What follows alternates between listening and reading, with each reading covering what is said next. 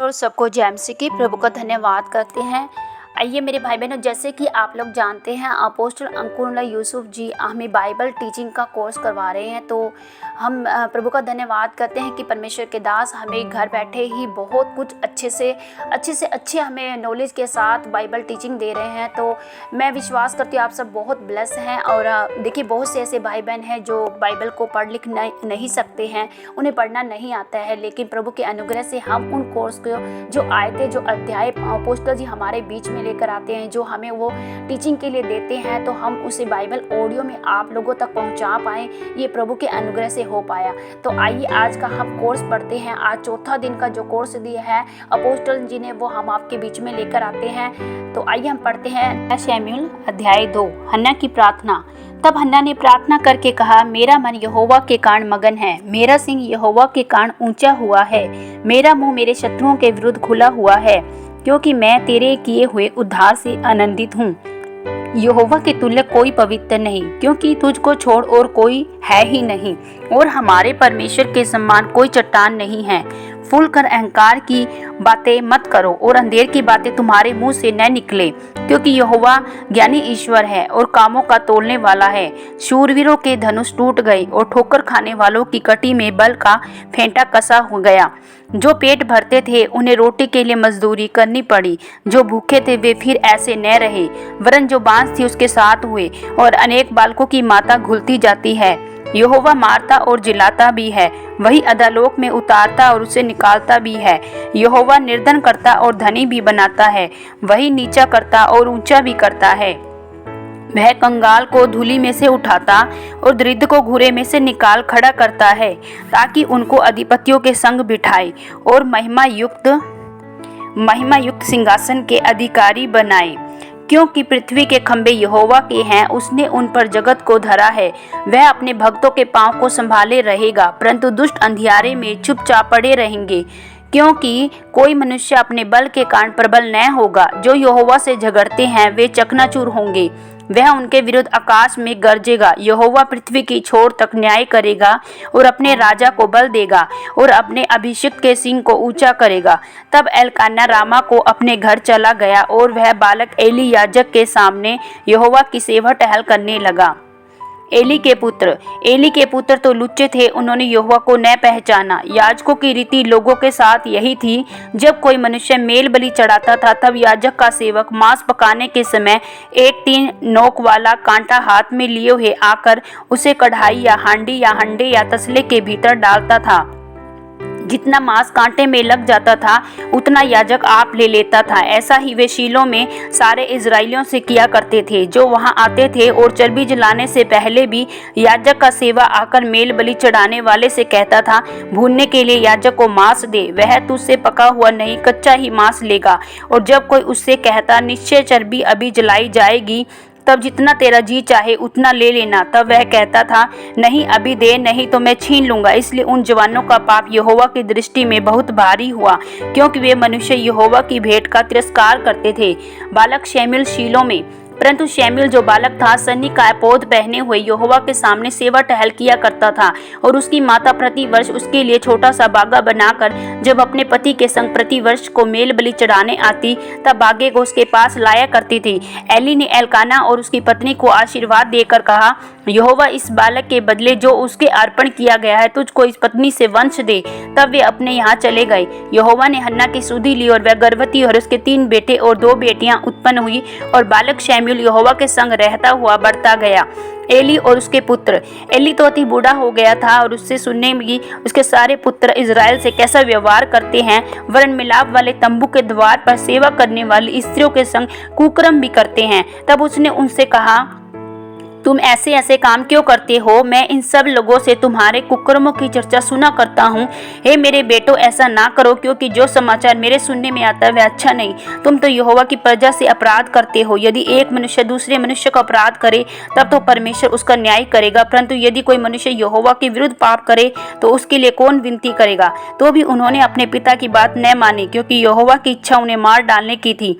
परंतु शमूएल बालक बढ़ता गया और यहोवा और मनुष्य दोनों उससे प्रसन्न रहते थे।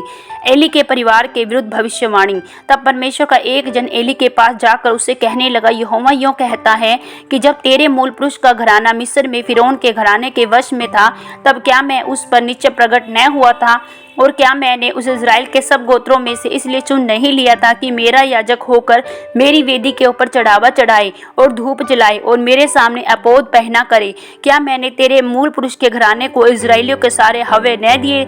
इसलिए मेल बलि और अन्न बलि को, जिन्हें मैंने अपने धाम में चढ़ाने की आज्ञा दी, उन्हें तुम लोग क्यों पांव तले रोंदते हो? और तू क्यों अपने पुत्रों का मुझसे अधिक आदर करता है कि तुम लोग मेरी इज़राइली प्रजा की अच्छी से अच्छी भेंट खा खा के मोटे हो जाओ? इसलिए इज़राइल के परमेश्वर यहोवा की यह वाणी है कि मैंने कहा तो था कि तेरा घराना, तेरे मूल पुरुष का घराना मेरे सामने सदैव चला करेगा। परंतु अब यहोवा की वाणी यह है कि यह बात मुझसे दूर हो, क्योंकि जो मेरा आदर करे मैं उनका आदर करूंगा, और जो मुझे तुच्छ जाने वे छोटे समझे जाएंगे। सुन, वे दिन आते हैं कि मैं तेरा भुजबल, तेरे मूल पुरुष के घराने का भुजबल ऐसा तोड़ डालूंगा कि तेरे घराने में कोई बूढ़ा होने न पाएगा। इज़राइल का कितना ही कल्याण क्यों न हो, तो भी तुझे मेरे धाम का दुख देख पड़ेगा, और तेरे घराने में कोई कभी बूढ़ा न होने पाएगा। मैं तेरे कुल के सब किसी से तो अपनी वेदी की सेवा न छीनूंगा, परंतु तो भी तेरी आंखें देखती रह जाएगी और तेरा मन शोकित होगा, और तेरे घर की बढ़ती अब सब पूरी जवानी में भी मर मिटेंगे। और मेरी इस बात का चिन्ह वह विपत्ति होगी जो होपनी और पिनहास नामक तेरे पुत्रों पर पड़ेगी, अर्थात वे दोनों के दोनों एक ही दिन मर जाएंगे। और मैं अपने लिए एक विश्वास योग्य याजक ठहराऊंगा जो मेरे हृदय और मन की इच्छा के अनुसार किया करेगा। मैं उसका घर बसाऊंगा और स्थिर करूंगा, और वे मेरे अभिषिक्त के आगे आगे सब दिन चला फिरा करेंगे। और ऐसा होगा कि जो कोई तेरे घराने में बचा रहेगा वह उसी के पास जाकर एक छोटे से टुकड़े चांदी के या एक रोटी के लिए दंडवत करके कहेगा, याजक के किसी काम में मुझे लगा जिससे मुझे एक टुकड़ा रोटी मिले। आमीन। भजन संहिता अध्याय 2। परमेश्वर का अभिषिक्त राजा। जाति जाति के लोग क्यों हुल्लड़ मचाते हैं? देश देश के लोग व्यर्थ बातें क्यों सोच रहे हैं? यहोवा और उसके अभिषिक्त के विरुद्ध पृथ्वी के राजा मिलकर और हाकिम आपस में सम्मति करके कहते हैं, आओ हम उनके बंधन तोड़ डालें, उनकी रस्सियों को अपने ऊपर से उतार फेंके। वह जो स्वर्ग में विराजमान है हंसेगा, प्रभु उनको ठड्डों में उड़ाएगा। तब वह उनसे क्रोध में बात करेगा और क्रोध में आकर उन्हें घबरा देगा। मैं तो अपने ठहराए हुए राजा को अपने पवित्र पर्वत सिय्योन की राजगद्दी पर बैठा चुका हूँ। मैं उस वचन का प्रचार करूंगा जो यहोवा ने मुझसे कहा, तू मेरा पुत्र है, आज तू मुझसे उत्पन्न हुआ। मुझसे मांग और मैं जाति जाति के लोगों को तेरी संपत्ति होने के लिए और दूर दूर के देशों को तेरी निज भूमि बनने के लिए दे दूंगा। तू उन्हें लोहे के डंडे से टुकड़े टुकड़े करेगा, तू कुम्हार के बर्तन के समान उन्हें चुकनाचूर कर डालेगा। इसलिए अब हे राजाओं, बुद्धिमान बनो, हे पृथ्वी के न्यायियों, यह उपदेश ग्रहण करो। डरते हुए यहोवा की उपासना करो और कांपते हुए मगन हो। पुत्र को चूमो, ऐसा न हो कि वह क्रोध करे और तुम मार्ग ही में नष्ट हो जाओ, क्योंकि क्षण भर में उसका क्रोध भड़कने को है। धन्य है वे जिनका भरोसा उस पर है। आमीन।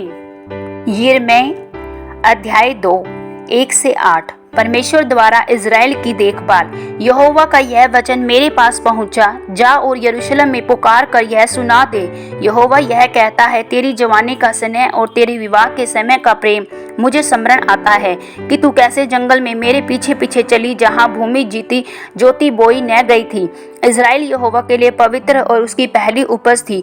उसे खाने वाले सब दोषी ठहरेंगे और विपत्ति में पड़ेंगे। यहोवा की यह वाणी है, इज़राइल का पाप। हे याकूब के घराने, हे इज़राइल के घराने, कुलों के लोगों, यहोवा का वचन सुनो। यहोवा यूं कहता है, तुम्हारे पुरखाओं ने मुझ में कौन सी ऐसी कुटिलता पाई कि मुझसे दूर हट गई और निकम्मी वस्तुओं के पीछे होकर स्वयं निकम्मे हो गए। उन्होंने इतना भी न कहा, जो हमें मिस्र देश से निकाल ले आया, जो हमें जंगल में से और रेत और गड्ढों से भरे हुए निर्जल और घोर अंधकार के देश में से, जिसमें होकर कोई नहीं चलता, जिसमें कोई मनुष्य नहीं रहता, हमें निकाल ले आया, वह यहोवा कहाँ है? और मैं तुमको इस उपजाऊ देश में ले आया कि उसका फल और उत्तम उपज खाओ। परंतु मेरे इस देश में आकर तुमने इसे अशुद्ध किया और मेरे इस निज भाग को घृणित कर दिया है। याजकों ने भी नहीं पूछा, यहोवा कहाँ है? जो व्यवस्था सिखाते थे वे भी मुझको न जानते थे। चरवाओं ने भी मुझसे बलवा किया, भविष्यवक्ताओं ने बाल देवताओं के नाम से भविष्यवाणी की और निष्फल बातों के पीछे चले। आमीन। रोमियो अध्याय 1 16 से 32। सुसमाचार की सामर्थ्य। क्योंकि मैं सुसमाचार से नहीं लजाता, इसलिए कि वह हर एक विश्वास करने वाले के लिए, पहले तो यहूदी फिर यूनानी के लिए उद्धार के निमित्त परमेश्वर की सामर्थ्य है, क्योंकि उसमें परमेश्वर की धार्मिकता विश्वास से और विश्वास के लिए प्रकट होती है। जैसे कि लिखा है, विश्वास से धर्मी जन जीवित रहेगा। मनुष्य जाति का पाप, परमेश्वर का क्रोध तो उन लोगों की सब अभक्ति और अधर्म पर स्वर्ग से प्रकट होता है जो सत्य को अधर्म से दबाए रखते हैं, इसीलिए कि परमेश्वर के विषय का ज्ञान उनके मनों में प्रकट है, क्योंकि परमेश्वर ने उन पर प्रकट किया है उसके अनदेखे गुण, अर्थात उसकी सनातन सामर्थ्य। और परमेश्वर तब जगत की सृष्टि के समय से उसके कामों के द्वारा देखने में आते हैं, यहाँ तक कि वे निरुत्तर है। इस कारण कि परमेश्वर को जानने पर भी उन्होंने परमेश्वर के योग्य बढ़ाई और धन्यवाद न किया, परंतु व्यर्थ विचार करने लगे, यहाँ तक कि उनका निर्बुद्धि मन अंधेरा हो गया।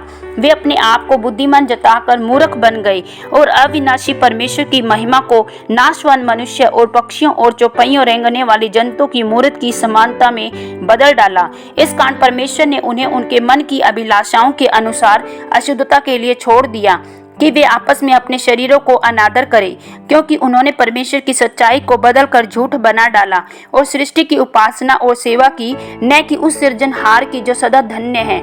आमीन। इसीलिए परमेश्वर ने उन्हें नीच कामनाओं के वश में छोड़ दिया, यहाँ तक कि उनकी स्त्रियों ने भी स्वाभाविक व्यवहार को, जो उसके स्वभाव के विरुद्ध है, बदल डाला। वैसे ही पुरुष भी स्त्रियों के साथ स्वाभाविक व्यवहार छोड़कर आपस में कामुतार होकर जलने लगे, और पुरुषों ने पुरुषों के साथ निर्जल काम करके अपने भरम का ठीक फल पाया। जब उन्होंने परमेश्वर को पहचानना न चाहा, तो परमेश्वर ने भी उन्हें उनके निकम्मे मन पर छोड़ दिया कि वे अनुचित काम करें। इसलिए वे सब प्रकार के अधर्म और दुष्टता और लोभ और बैर भाव से भर गए, डाह और हत्या और झगड़े और छल और ईर्ष्या से भरपूर हो गए, और चुगलखोर, बदनाम करने वाले, परमेश्वर से घृणा करने वाले, दूसरों का अनादर करने वाले, अभिमानी, डींगमार और बुरी बुरी बातों के बनाने वाले, माता पिता की आज्ञा न मानने वाले, निर्बुद्धि, विश्वासघाती, माया रहित और निर्दय हो गए। वे तो परमेश्वर की यह विधि जानते हैं कि ऐसे ऐसे काम करने वाले मृत्यु के दंड के योग्य हैं, तो भी न केवल आप ही ऐसे काम करते हैं, वरन करने वालों से प्रसन्न भी होते हैं। आमीन।